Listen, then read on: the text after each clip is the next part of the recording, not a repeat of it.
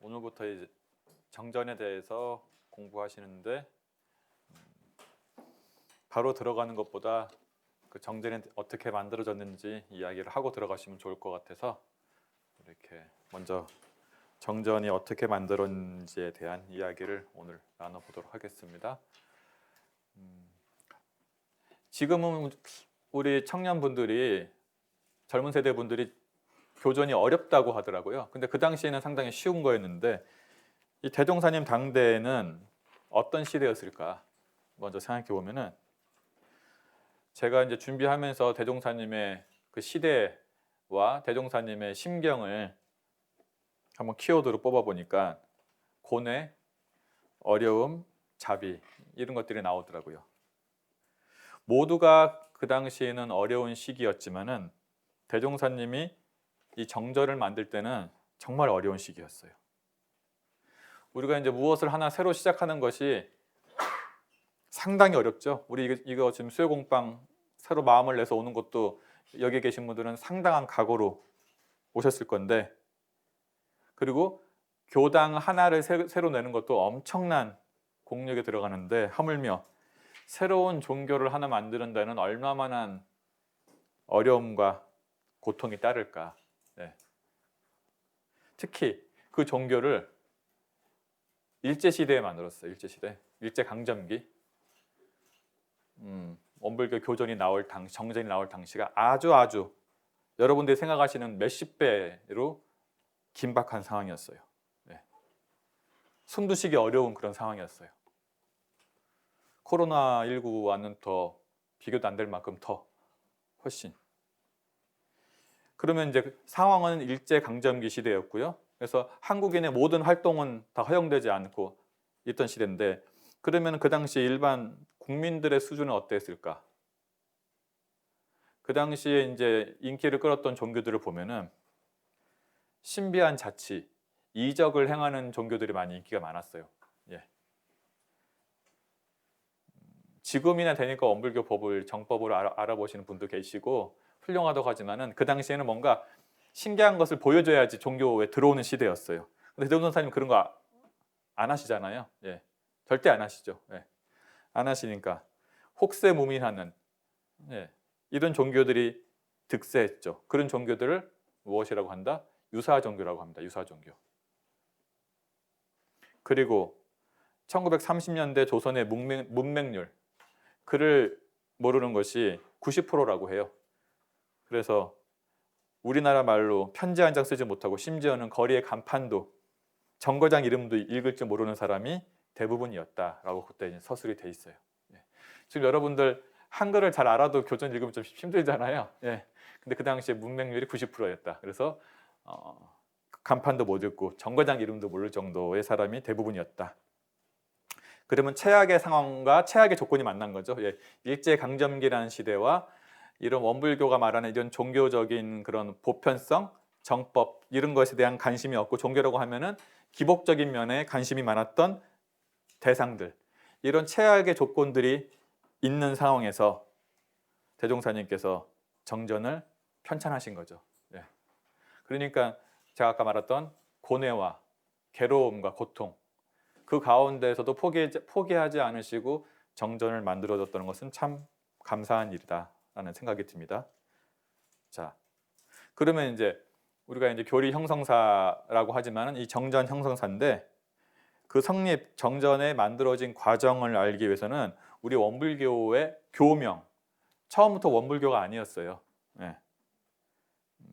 원불교는 5번째 이름이에요. 네. 내가 퀴즈를 내려고 했다가 답을 맞아버렸네. 벌써. 네. 시작이 좀. 이게 이제 원불 종교의 이름에 그 종교가 지향하는 핵심 사상과 방향이 들어 있거든요. 네. 자,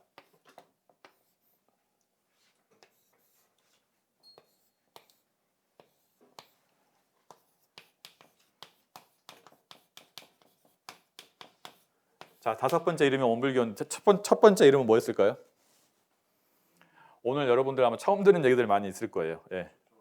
네? 오, 역사 선생님. 너무 예상보다 쉽게 맞추는데 이거.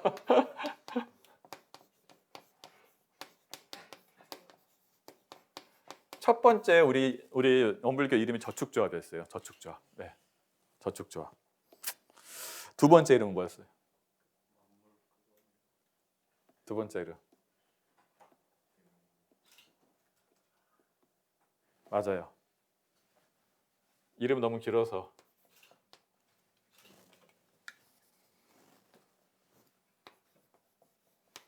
대명국 영성소 좌우 통달 만물 건판 양생소. 이게 몇 자예요? 17자였던가? 하나, 둘, 셋, 넷, 다섯, 여섯, 일곱, 여덟, 아홉, 열, 열하나, 열둘, 열세, 열네, 열다, 열넷, 열일곱, 17자. 예. 이게 원불교 두 번째 이름이에요.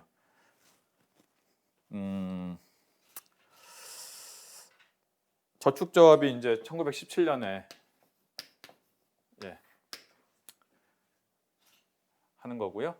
여기서 이제 보통 15를 빼면은 원기예요. 그러니까 이제 원기 2년이겠죠. 원기 2년에 저축조합. 그 다음에 대명국 영성소 좌우통달 만물 건판 양생소. 두 번째. 이때는 저도 봐야 돼요. 이때는 1918년. 원기 3년. 세 번째 이름은 뭘까요?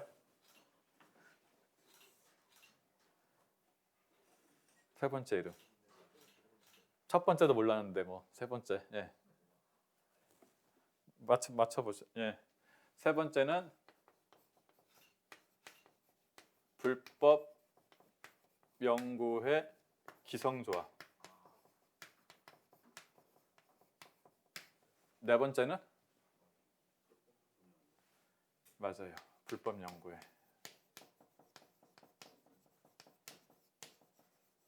다섯 번째가 원불교예요.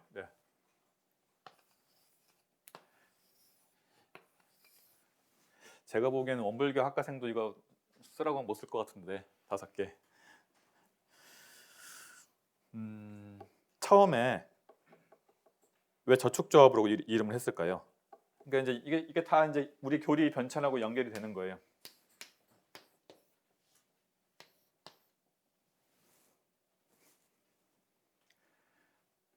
그러니까 참 대종사님이 스스로 어려운 길을 밟아가신 것 같아요. 그냥 종교라고 하면은 대종사님이 깨우쳤으니까 좀 어려운 얘기 하시고, 그렇죠? 신기한 얘기 하고 이적을 좀 보여줬으면 사람들이 엄청 모였을 텐데 처음부터 이렇게 막 일을 해버리니까, 그죠? 방언 공사 해버리고 이러니까 사람이 일한다 그러면 좀 싫어하잖아요. 편안한 거 좋아하고. 근데 이걸 하셨어요. 이때는 종교의 이름은 아니었는데 이제 이 저축조합을 만드신 의도는 이런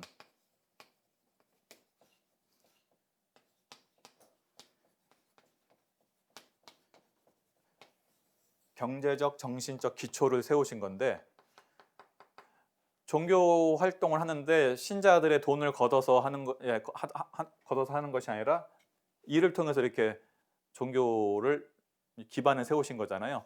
근데 이제 이때 얘기하셨던 것이 허례 폐지, 미신 타파, 금주 단연, 근검 저축인데, 이 당시에 이제 허례가 많았어요. 그러니까 막 결혼을 한다 그러면은 뭐 엄청나게 돈을 들여서 하고, 그리고 미신을 믿으면서 거기다가 돈을 막 내가지고 구술하기도 하고요. 그리고 술과 담배를 가지고 돈을 많이 쓰고, 그러니까 우리가 낭비하는 돈을 좀 아껴 써서 공부할 자금을 만들자, 이런 식이죠, 그죠? 이런 식이고, 또 이제 이 저축조합을 하는 의도는 뭐냐면은 우리가 종교라고 하면은 종교에 대한 기대를 가지고 오는 사람들이 뭐 미신적이거나 대종사님한테 신기한 이적을 바라고 오는 사람도 있을 거 아니에요. 근데 오자마자 일을 하니까 그런 것을 바라고 온 사람들은 자연스럽게 떨어져 나갈 거 아니에요. 예. 그러니까 이것이 이제 내가 앞으로 만들어낼 종교는 진리적 종교의 신앙과 사실적 도덕의 훈련인데 거기 이 저축조합 자체가 진리적 종교의 신앙과 사실적 도덕의 훈련이에요. 예. 방언공사 자체가 복락의 근원이 어디서 나오는지, 방언공사라는 것이 노동을 통해서 부를 축적하는 거잖아요. 예, 그럼 복이라는 것은 내가 지어야지 들어온다는 것을 아는 것이잖아요. 예, 그것이 진리적 종교의 신앙인 거고 사실적 도덕 훈련도 이 일 속에 다 있는 거죠. 예, 이소송도의 원칙도 여기 있는 거고. 그러니까 대종사님이 앞으로 만들어낼 그런 종교의 판을 이 조축투합을 통해서 약간 맛을 보여준 거죠. 그래서 여기에 따라올 수 있는 사람들이 있나 한번 보는 거예요. 예. 그렇게 해가지고 우리 온불교 안암교당도 자기가 기대했던 것을 얻을 수 없으면 또 나갈 거 아니에요. 근데 이제 내가 기대했던 것과 여기서 주는 것이 맞아 떨어졌을 때 오래 다니게 되는 건데 이 저축조합이란 것을 이 종교의 새로운 모델로 만드는 거죠. 이제 앞으로 종교는 그렇게 말만 무성한 것도 아니고 그리고 막 혹세무민한 것도 아니고 이렇게 실제로 영과 육이 골라맞고 이소송도의 원칙을 통해서 만들어나는. 예. 그래서 이 경제적 정신적 기초를 세우고 정말로 이제 같이 이 앞으로 새 종교 운동은 이렇게 갈 것이다라고 한 거죠. 저축조합 이름이. 두 번째 대명국 영성소 좌우통달 만물건판 양생소라는 것은 어떤 의미가 있을까요? 이름으로서. 대명국 영성소라는 것은 크고 밝은 영성의 보금자리예요. 이름이 되게 좋아요. 이게 크고 밝은 영성의 보금자리. 그런데 그 영성의 보금자리가 좌우통달 만물건판이에요. 좌우통달이에요. 뭐냐면 우리가 우리 영성의 보금자리를 대종사님이 만들고 싶어요. 마음을 편안하게 해주는. 근데 그 마음을 편안하게 해주는 건데 이것이 특정 사상에 얽매이지 않는 거예요. 좌우통달. 서양의 사상, 동양의 사상, 기독교의 사상, 불교의 사상 모든 종교를 회통시키겠다. 네. 그런 의미가 있는 거예요. 좌우통달. 그래서 만물건판 천지죠. 천지를 다시 새롭게 만들어내겠다. 그러니까 모든 종교의 교주를 통합 활용해서 새롭게 뭔가를 만들어내겠다. 그러니까 이제 해서 이게 어디다가 붙은 거냐면 원불교 최초의 교당, 구관도실에다가 붙인 간판이잖아요. 참 대단하시죠. 이때 아마 제자가 50명도 안 됐을 텐데 50명도 안 됐을 텐데 우리도 저거랑 비슷하잖아요. 우리 학사가 국제 마음 공부 학사잖아요. 우리 국제적인 학사잖아요. 예. 그런 포부를 가지시고 이런 포부를 가지시고 한 거죠. 내가 앞으로 대명국 영성소를 만드는데 모든 종교의 교주를 통합 활용해서 세계의 모든 사람들을 다 살려내겠다. 예. 그래서 대종사님 여기 앞에는 진리적 종교의 신앙과 사실적 도덕의 훈련의 뼈대를 이제 한 거고 여기는 모든 종교의 사상을 통합 활용하는 그런 교리판이 여기서 이제 포부를 세우신 거죠. 그 다음에 불법 연구의 기성조합은 어떤 거예요? 기성조합이라는 것이 여러분들 무슨 뜻인지 알아요? 나이가 드신 분들은 들어봤을 텐데 기성회라는 것도 있고 기성조합이라는 것이 기성이라는 것이 어떤 뜻이냐면은 어떤 것이 이루어지기를 기약한다. 그러니까 어떤 것을 이루기를 자기가 약속하는 거예요. 예. 성공을 기약한다. 이런 뜻이에요. 기성이. 그러면은 기성조합이라는 것은 어떤 사업을 이루고자 그 사업을 준비하려고 뜻을 같이 모인 사람이 출자해서 공동 사업을 경영하는 거예요. 예. 그러니까 어떤 사람들이 기성이라는 것은 어떤 사람들이 특정 목적을 가지고 그 목적을 실현하기 위해서 돈을 출자해서 모인 건데 그 목적이 뭐다? 불법 연구다. 네. 뭐 환경과 관련된 것은 환경보호 기성조합이 있을 테고 근데 우리 이제 여기는 불법을 배우고 불법을 가르치는 것을 목적으로 해서 돈을 모으는 거예요. 네. 공부하기 위해서. 네. 그 사업의 목적이 불법 연구의 기성조합인 거죠. 네. 그래서 이제 기성조합이라는 것은 그런 것이 있어요. 특정 사업을 목적해서 예, 조직한 모임체예요. 이러다가 이제 이것이 조금 더 성숙해져서 불법연구회라고 이름 되는데, 이제 불법연구회 창립청회를 익산에서 하죠. 익산. 예. 익산에서 해서 이때는 이제 익산 총부가 생겨나서 그때 이제 불법연구회라고 이름을 이제 바꾸는 거예요. 이제 기성조합은 빠지는 거죠. 예. 근데 이때 이제 불법연구회라는 것이 사용되는 것은 아까 말씀드렸던 것처럼 일제 강점기이기 때문에 한국 사람이 만든 단체에 대해서는 다 없애려고 해요. 왜냐하면 그 단체가 독립운동의 시초가 될 수 있잖아요. 특히 종교적인 단체들은 좀 더 위험할 수가 있죠. 이념을 바꿔놓는 거니까. 그래서 불교가 근데 일본이 불교한테는 상당히 관대했어요. 국교도 그때 불교고 해서. 그래서 이제 대종사님께서 이러한 상황을 예견해서 불법을 근간으로 한 학술 단체를 만든 거죠. 예. 이렇게 해서 이제 불법연구회라고, 이것은 이제 어떻게 보면 그 당시에는 최고의 장명이었던 거예요. 예. 일본의 그런 감시와 사찰에서 피해서 공부할 수 있는 최고의 이름인 거죠. 그렇게 이제 평가들 하고 있어요. 학자들도. 아, 정말로 탁월한 선택이다, 이름이. 예. 이렇게 했었는데 사실은 이제 이름을 바꾸고 싶었지만 원불교로 할 수가 없는 거죠. 원불교로 만드는 순간이 이제 일제에서 이제 유사종교로 봐가지고 없애버리니까. 그래서 나중에 1947년 강복이 되고 나서 대종사님이 돌아오시고 나서 그 2대 정법사이신 정산 정법사님께서 대종사님의 뜻을 알아요. 원래 만들고 싶은 이름이 이거였다는 걸. 그래서 이제 이때 원불교, 재단법인 원불교를 이때 47년에 등록하고 1948년에 이제 봉고를 해요. 원불교라고 이제 외부에다가. 이렇게 해서 이제 우리가 아는 원불교가 이런 과정을 거쳐서 만들어진 거예요. 일제 강점기가 아니었으면 그냥 바로 원불교를 했을 텐데 이렇게 힘들잖아요. 이렇게 힘들어. 일제 시대라서. 얼마나 힘들어요. 5번째 생긴 거잖아요. 예. 그러니까 교리도 얼마나 힘들게 만드셨겠어요. 5번을 거쳐서 이렇게 이름이 나온 것처럼. 자, 그러면은 그 원불교라는 이름에는 어떤 뜻이 있어요? 이게 불법연구회 기성조합과 불법연구회 원불교. 원이란 건 뭐예요? 진리죠. 불은 깨닫다. 마음. 교는 조직. 그죠?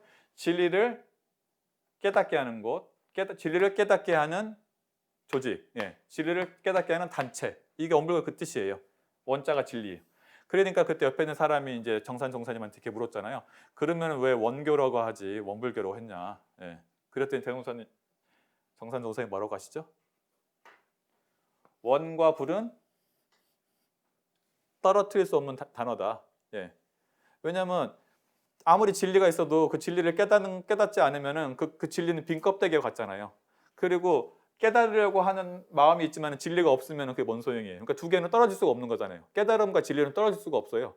진리가 있어야지 깨달음이 있고, 그리고 깨닫는 내용이 진리인데, 그러니까 원불이라는 것은 떨어뜨릴 수가 없다. 원교라는 것은 불가능하다. 그래서 원불교라고 하는 건데, 근데 여기까지는 여러분들이 이해하는데 이 원에 대한 해석을 제가 하나 더 하면 많이 헷갈릴 거예요. 이제 거기서 정산종사님께서 진짜 멋진 말을 하세요. 누구도 할 수 없는 원에 대한 해석을. 제가 보기에는 이건 어떤 철학자보다 멋진 말을 하시거든요. 원이라는 것은 상징인데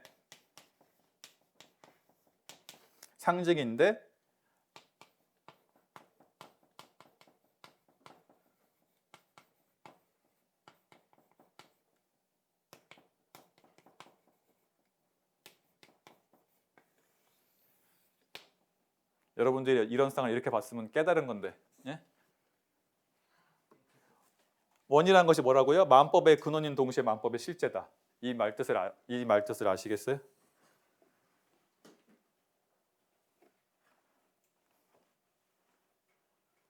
이게 정선 성사님이 해놓으신 말씀이에요. 이런 쌍 설명할 때, 원불교 설명할 때.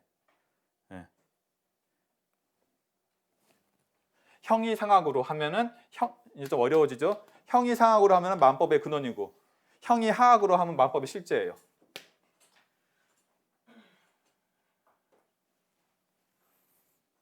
더 들어가면 이제 어려울 것 같아서 이제 이건 나중에. 예. 형이상학이라는 것은 관념적으로 보는 것을 형이상학이라고 해요. 예. 그리고 형이하학이라고 한 것은 그것을 이제 실제를 가지고 보는 것이 이제 형이하학인데, 이 이론상이라는 것은 형이상학이면서 형이하학이라는 얘기예요. 이 상징이 갖는 얘기. 그러니까 이론상을 단순히 상징으로 생각한 사람이 있는데, 이론상은 상징이면서도 그 자체가 진리 자체이면서도 입법이면서도 그것이 또 실제이기도 한 거, 같이 동시에 갖고 있는 정말로 그 종교의 상징으로서는 최고의 상징이라고 하는 거죠. 예. 이 부분은 이제 나중에 이론상 진리에서 더 하는 건데, 어쨌든 여러분 머릿속에 이론상이란 것은, 원이란 것은 마음법의 근원인 동시에 마음법의 실제이다. 이것을 이제 화두로 넣고 이론상을 보시면 돼요. 저것은 마음법의 근원인 동시에 마음법의 실제다. 예. 이렇게 해서 이제 이 원불교가 만들어진 거고, 이제 이것이 이제 우리 교리에 스며 들어가는 거죠. 이 5개의 교명의 변화 아시겠죠? 저축조와 대명국, 영성소, 좌우통달, 만물권판, 양생소, 그 다음에 불법연구의 기성조합, 4번째가 불법연구의, 5번째가 원불교. 이렇게 만들어진 거죠. 자, 이것이 이제 원불교 교명을 통해서 보면 교리 형성이 되는 거예요. 그 다음에 이제 이 정전의 이름도 변화가 많이 됐어요.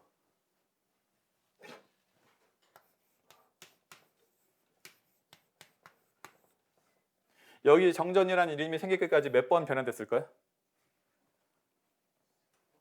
네? 이것도 아마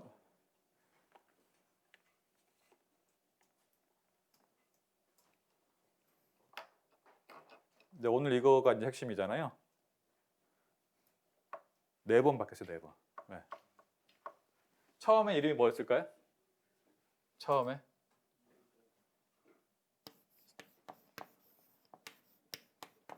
종전. 예. 그 다음에 뭐였을까요?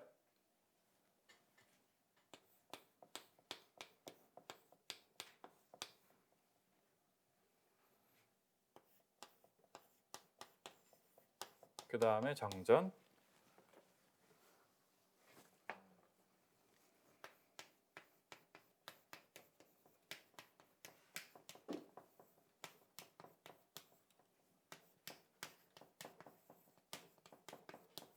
이렇게 바뀌었어요. 이렇게. 네.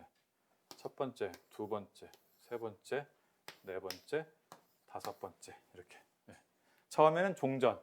이게 종교할 때 종자예요. 네. 그 다음에 이제 가르칠 교자, 교전.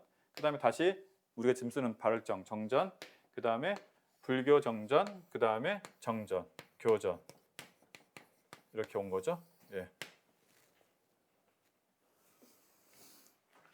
자, 그럼 종전이라는 명칭은 어떻게 생겨났을까요? 종전? 우리 현승교는 어떻게 생겨났을 것 같아? 종전이 왜 종전이라 했을 것 같아?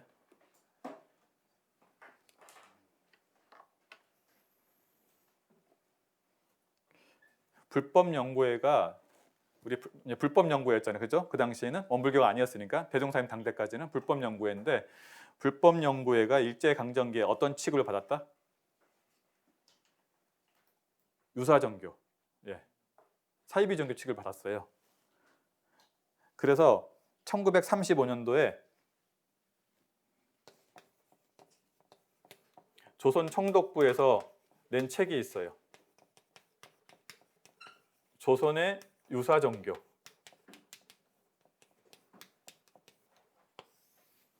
조선의 유사종교라는 책을 총독부에서 발간했는데, 거기에 이제 불교계의 유사종교로서 원불교가 나와요. 이렇게 딱 소개가 돼요. 불교계의 유사종교. 그러니까 불교계의 사이비종교 이렇게 되겠죠.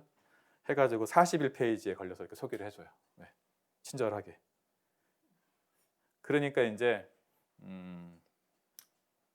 기분 좋지 않겠죠. 네. 기분 좋지 않고 불교인들이 막 뭐라 그러는 거예요. 아, 너희 때문에 불교 망신이다. 네, 이렇게 왜 불법 연구회라는 이름을 써가지고 불교에 망신을 시키냐. 그래가지고 이제 스스로도 좀 기분이 나쁘고 외부에서 불교에서도 한 소리 듣고 그래요. 그리고 이제 여러분들은 모르겠지만 백백교라고 영화도 나왔었는데 백백교 사건 이후 유사종교에 대한 탄압이 더 심해져요. 예. 그래서 여러분들 우리나라 정부에서 종교하고 종교에 대한 업무를 하는 데가 어딘지 아세요? 종교와 관련된 정부에서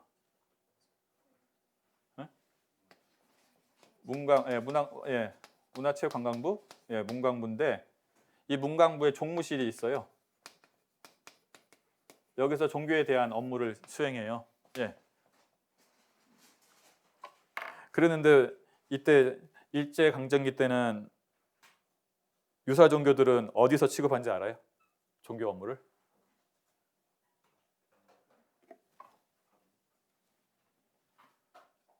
경무국에서 했어요. 경무국. 총독부 경무국. 경무국이 뭐 하는 데예요? 경찰서예요. 경찰서에서 우리 원불교 관리했던 거예요.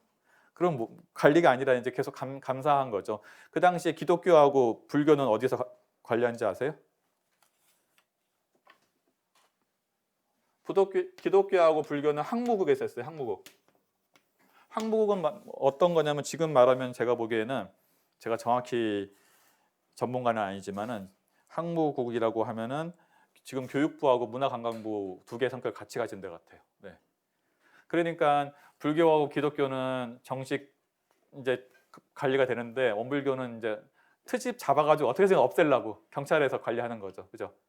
경찰에서 관리한다는 것은 건수 잡아가지고 없애려는 거잖아요. 예. 그래서 대종사님께서는 이렇게 맨날 경무국에서 감시하니까 얼마나 힘들겠어요. 그래서 어떻게든지 정식 종교 단체로 인정받고 싶었던 거예요. 예. 유사동교에서 벗어나자. 예. 그래서 방법을 택한 것이 이제 기성종교. 기성종교라는 것은 불교, 기독교, 그죠? 기성종교의 종파로 편입 들어가야 되나? 들어가려고 한 거죠. 네. 불교의 한 종파로 들어갈 구상을 좀 하신 거예요. 불교로 들어가면 보호를 받잖아요. 그렇죠?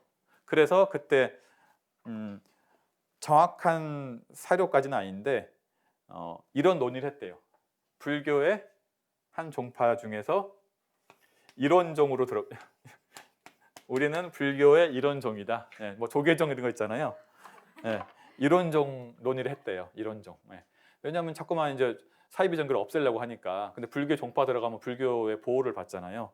그래서 이제 불교의 한 종파 일원종으로 종명을 등록하자는 회의가 있어요. 하면 어떻겠냐? 예. 그래서 일원종이니까 뭐가 되겠어요? 종전이죠. 원불교니까 뭐예요? 교전이고, 일원종이니까 종전이 된 거죠. 그래서 종전이라 했고, 우리 이제 원불교 헌규 있잖아요. 헌규를 그때는 이제 그러면 종원이다, 그죠? 종전, 종원. 대종교는 종훈록이다. 종훈록. 근데 종전하고 종원은 이제 사료가 있는데 종훈록은 지금 남겨진 사료가 없어요. 종훈록이다. 대종경을. 그리고 지금 우리가 지금 선제님들 감각감상에 실린 게 뭐죠? 회보잖아요. 회보. 그것을 종론이다 이렇게 하려고 했어요. 해가지고 그때 이제 4대 교소로 종전, 종헌, 종훈록, 종론을 만들자는 회의가 있었어요. 예, 그리고 일부는 교재로 나오기도 했는데 이후에 이제 이렇게 하다가는 우리가 한 종파로 갈 수는 없지 않냐. 우리가 불법을 주체로는 했지만은 불교 한 종파를 넘어선 새로운 종교, 교단 차원으로 가야 된다라고 해서 다시 이제 교전으로 가자고 한 거죠. 예, 종전으로 가려다가 너무 힘드니까 다시 이제 교전으로 갔다가 이제 다시 정전으로 가는 것이 바뀝니다. 그래서 종조는 나중에 이제 정전으로, 종호는 회규로, 아까 말한 것처럼 종후는 대종경으로 이렇게 바뀌게 되죠. 예. 이렇게 해서 이제 1941년에 종전을 처음에 초고가 편찬이 돼요. 지금 정전은 무슨 편으로 돼 있어요? 정전은 총서편, 교의편, 수행편 돼 있잖아요. 종조는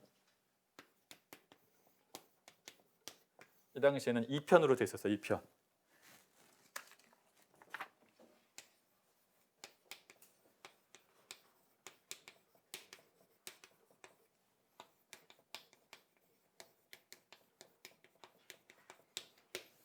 이렇게 두 개로 된 거예요. 대중불교편과 불조편, 이렇게 처음 이렇게 만들었어요. 그래서 불조편은 지금 여러분들이 보시는 불조 요경이 거의 다 들어가 있고요. 네. 대중불교편은 이제 우리 지금 정전에 있는 것들이 많이 들어가 있어요. 근데 이제 대중불교편은 저런 거예요.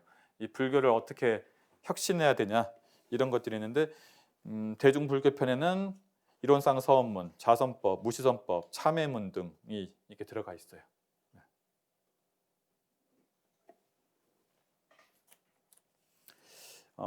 이렇게 이제 두 개로 처음에는 대중불교편, 불조편 이렇게 했어요. 그러다가 또 검열이 나와요. 검열이 나왔어요. 예. 일본 경찰이 나와서 이렇게는 안 된다. 그래가지고 이제 이 대중불교편을 나중에 개선론이라고 바뀌어요. 개선론. 그리고 이제 총독부에서 1937년에 경무국장이 원불교 총부에 방문해요. 그 당시 경무국장이면은 나라에서 서열 3위예요. 네.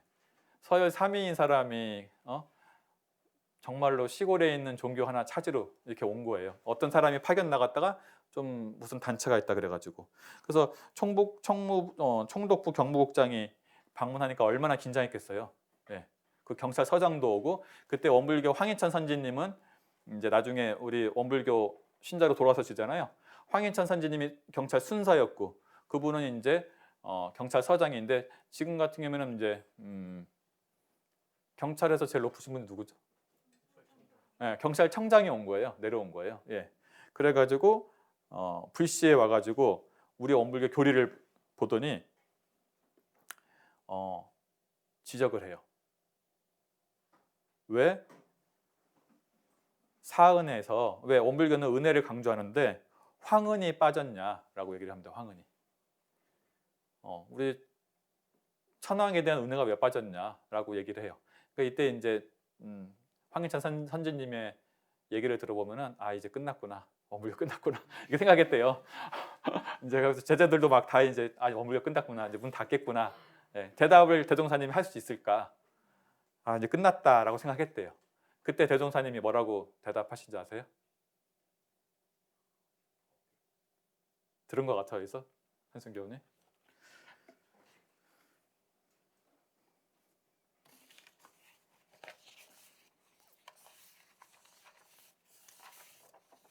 제가 이제 보여주려고 했었는데 이게 불교정전이에요.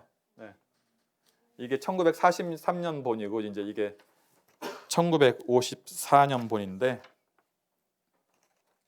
그때 우리 대종사님께서 정말로 대단하신 것 같아요. 예. 우리는 불운도 없지 않냐, 불법 연구회인데. 예. 황후만 없는 게 아니라 불운도 없다. 예. 천지은 부모원 동포원 법률인이잖아요.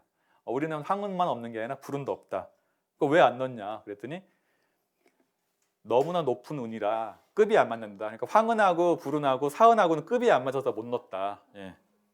하지만은 사은 안에 황은과 불운이 포함되어 있다. 예. 국민이 된 도리에서 황은이 포함되어 있고, 불제자가 된 입장에서 불운이 포함되어 있다. 이렇게 얘기를 해요. 넘어갔어요. 그걸. 예. 그 정도로 이렇게 힘든 시기였어요. 그래가지고 이제 황은하고 불운을 넣어요. 예, 교전에다가. 그때 여기다가 종전 이후에 이제 편찬할 때 안 넣으면 이제 못 하니까. 안 넣으면 없어지니까. 이 정도로 이렇게 힘들었던 시기죠. 그리고 이제 이 종전 2편을 가지고 이제 다시 정전이라고 종전에서 정전이라고 이름해서 도경에다가 이제 또 신청을 해요. 그때 그러니까 전라북도 경찰국에다가 신청을 한 거예요. 발행하겠다고. 그랬더니 도경에서 취소시켜요. 또 안 된다. 황도 선양 정신이 없다. 그리고 정전을 일본어로 써야지 허가내주겠다. 이렇게 나와요. 그럼 계속 지금 취소 당하는 거죠. 대종사님이 이제 일본어로 정전을 내면은 누가 보겠냐? 한글로 써도 안 보는데. 불쏘시개밖에 안 된다. 무슨 방편을 써더라도 한문으로 토를 당해서 써야 된다라고 이렇게 하십니다. 그런 과정에서 이제 아까 양은이 들어가는 거죠. 황은하고 불운이.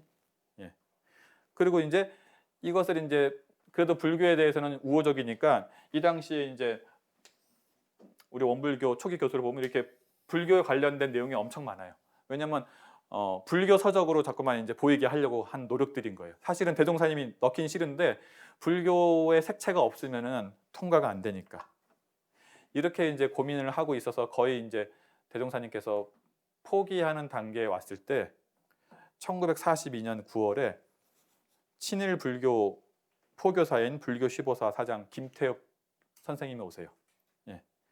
이분이 대표적인 친일 불교 포교사인데 이 사람이 이제 뭐 심전 개발 운동을 하기 위해서 강연을 다녀요, 전국에. 그때 이제 익산에 온 거예요, 이리에. 그런데 이제 경찰서에서 또 이제 불법 연구에 사람 동원해라, 와서 앉아 있어라 하니까 이제 그 당시에 원불교 교정원장님이, 원불교에서는 2인자잖아요, 사회를 봐요, 그 강연에. 그러니까 이제 협조하라는 얘기 듣고 나서 사람을 보낼 수는 없으니까 이제 교정원장님이 가서 사회를 보는 것으로 이제 합의를 본 거죠. 그렇게 해가지고 이제 끝나고 나서 사회를 봤으니까 자연스럽게 이제 서로 만나게 되잖아요. 김태흡 스님이라고도 하고 포교사라고도 하는데 그분이 이제 한국 사람이에요. 일본 유학 가가지고 이제 스님이 되신 건데 이분이 대종사님 만나서 완전히 감화가 된 거예요. 그래가지고 이분이 불교 15사 사장이시거든요. 이분이 이제 불교 15, 95에다가 대종사님과의 불법 연구에 박중빈 선생과의 추억이라는 글을 거기다 실은 게 있거든요. 거기에 이렇게 나와요. 대종사님에 대한. 선생님 말씀을 들었는데 막상 배우니 추운 날 화롯가에 앉은 기분입니다. 제가 많은 고승석덕을 대해봤지만 어르신처럼 자비와 덕화가 많으신 분은 처음입니다. 이렇게 얘기를 해요. 그래서 추운 날 화롯가에 앉은 것처럼 훈훈한 분위기에 녹아서 김태흡은 소태산 곁을 이제 대종사의 곁을 떠나기 싫은 거예요. 계속 같이 있고 싶은 거예요. 그래가지고 스스로 이제 계속 같이 있고 싶으니까 먼저 청을 해요. 제가 뭐 도와줄 게 없겠냐고 먼저 얘기를 해요. 처음 봤는데. 그러니까 대종사님이 있잖아요, 하고 싶은 게. 그래서 내가 정전을 출판하고 싶은데 출판이 어렵다라고 얘기를 해요. 그랬더니 이제 그 자리에서 김태엽 그분이 다 읽어봐요. 읽어보고 나서 너무 좋으니까 이제 걱정 말라고. 불법 연구의 이름으로는 발행하기는 불가능하다. 그러니까 죄송스럽지만은 제 개인 이름으로 발행하고 책 이름도 정전이라고 하지 말고 불교를 더해서 불교정전이라고 하면은 제가 반드시 출판해 드리겠다라고 얘기를 합니다. 이 자리에서. 그래서 1942년 이 김태엽 사장은 자기 친구가 있어요. 청독구에, 도서가에. 그래가지고 몇 년도 동안 안 됐는데 대종사님이 일주일 만에 발행 허가가 나와요. 그러면서 이렇게 올려요. 민족 사상을 띄지 않는 순불교적인 내용, 이렇게 해서 올려요. 그래가지고 경성 예지동에 있는 수용사라는 인쇄소에서 첨부를 인쇄를 합니다. 그때 이제 이게 나온 것이 이제 요거죠. 이렇게 불교 정전. 그리고 지금 보면은 이렇게 써 있어요. 불교 정전 합편 해가지고 이게 사원 정가 금사원. 제가 찾아보니까 이 당시에 1원이 한 5,000원 정도 했다고 하니까 한 15,000원 정도? 예, 한 거고 이게 나오죠? 예. 금산태읍. 김태읍인데 창씨 개명해가지고 이제 금산태읍이라고 예, 발행이 나오고 예, 이렇게 나오는 거죠. 그리고 발행한 데가 불교 시보사 이렇게 해가지고 1943년도에 이제 발행을 하게 됩니다. 이렇게 해가지고 이제 어불교, 불교 정전이 나온 거죠. 예, 아까 말한 것처럼 이게 불교 정전이 나온 거고, 근데 이 불교 정전에는 저게 들어가 있잖아요. 양대은 황은하고 불운이 들어가 있죠. 예, 황은하고 불운. 그리고 거기에 이제 진충 4대 강령 중에서 무아봉공 대신 진충보국이 들어가 있어요. 이것도 이제 진충보국이 나라에 충성하는 거거든요. 일본에 충성한다는 얘기예요. 예. 진충보국하고 불법 활용 대신 불교 보급이 들어가 있어요. 예. 그래서 이것을 진충보국을 무아봉공으로 바꾸고 불교 보급을 불법 활용으로 바꾸고 양대은을 없애고 나서 이제 불교 정전 개세본을 만듭니다. 개세본. 개자는 고칠 개자, 인쇄할 이자 고쳐서 이제 만드는 거예요. 불교 정전에서 양대은과 황은과 불운과 진충보급, 불교 보급을 빼고 불교 정전 개세본을 만들게 됩니다. 이렇게 해서 이제 이것이 이제 우리가 쓰는 정전에 가장 유사하게 만들어진 거예요. 불교 정전 개세본. 예. 이렇게 해가지고 불교 정전이 1962년에 정전으로 발간이 되는 건데, 발간이 되기까지 이제 몇 번의 수정의 과정을 거쳤는데 정산 정사님께서 그 수정의 원칙을 크게 두 가지를 말씀하셨어요. 그러니까 이제 개세본에서 어떤 거냐면은 대종사님이 보니까 특정 지역이나 종파에 국한돼서 해석될 여지가 있는 부분들은 수정해라. 예. 이게 이제 불교 정전 수정의 큰 방향이었고, 그리고 나서 원기 62년에 임시 수의단에서는 이렇게 합니다. 교전의 완정 및 발간에 대하여. 완정이라는 것은 완벽하게 이제 완성이 됐으니까 고치면 안 된다. 그래서 이렇게 해요. 원기 47년 1962년 7월 24일 제6회 임시 수의단에서 앞으로는 이에 대한 일자 일구의 수정도 가할 수 없다. 네. 원불교 정전에 대해서 일자 일구의 수정도 가할 수 없다라고 딱 못 박아요. 이제 원불교 정전은 수정할 수 없는 거예요. 이제 더 이상 완성된 것이다. 네. 이렇게 해서 지금 나오는 거예요. 그것이 이제 1962년도에 수의단에서 한 글자 하나도 바꿀 수 없다라는 것을 이제 수의단원들이 결의한 거죠. 예. 이렇게 해서 지금 우리 원불교 정전이 만들어진 겁니다. 예. 이렇게 여러분들은 지금 보시는 이 정전이 그냥 한 번에 완성이 됐고 쉽게 된 것 같지만, 이렇게 어려운 시기에 이렇게 많은 변화의 과정을 거쳐서 이렇게 많은 사람들이 공들여서 만든 것이 정전입니다. 특히 이제 대종사님께서는 일제 시대 때 원불교가 없어질 것 같으니까 일부러 더 빨리 열반의 길을 떠나시죠. 대종사님이 열반하시니까 이제 일본에서 원불교에 대한 감시를 약화시켜요. 보통 종교들이 교조가 떠나면 와야 되니까. 그러는데 이제 원불교는 오히려 그때 더 힘을 발휘해서 남게 돼서 결국은 이렇게 큰 세계적인 종교로 발돋움할 수 있는 계기를 만들어냈죠. 그래서 여러분들도 이제 정전을 공부하시는데 이렇게 복잡하고 어려운 과정을 겪어서 만들어진 것이 정전이니까 정말로 소중하게 생각하고, 대종사님이 목숨을 걸고 만드신 거잖아요. 예. 그러니까 이제 이것이 곧 정전이 대종사님이라는 심경으로, 대종사님을 앞에 모시고 있는 심경으로, 예. 글자 한 구도 바꿀 수 없다는 그런 자신감을 만드는 우리 선지님들의 그런 마음으로 앞으로 이제 정전을 한번 심도 있게 공부해 보겠습니다. 그래서 앞으로 이런 마음으로 공부하시는 여기 계신 분들이 이제 끝까지 갈 수 있는 그런 이제 공부 도반이 될 수 있기를 기원하면서 마치도록 하겠습니다. 감사합니다.